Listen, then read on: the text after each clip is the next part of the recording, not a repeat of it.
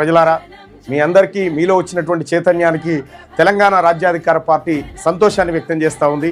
అలాగే రెండో విడతలో జరిగేటువంటి 14న జరిగేటువంటి అంటే ఎల్లుండి జరిగేటువంటి రెండో విడత సర్పంచ్ ఎన్నికల్లో కూడా మీ అమూల్యమైనటువంటి ఓట్లను బీసీ అభ్యర్థులకు వేసి బీసీలను అత్యధిక మెజార్టీతో గెలిపించాల్సిందిగా కోరుకుంటా ఉన్నాను. చాలా చోట్ల కూడా బీసీలు చైతన్యవంతమై మా ఓట్లు మేమే వేసుకుంటామనేటువంటి రీతిన వాళ్ళు ప్రదర్శించినటువంటి ప్రదర్శన ఏదైతే ఉందో అది హ్యాట్సప్ బీసీ ప్రజలందరికీ.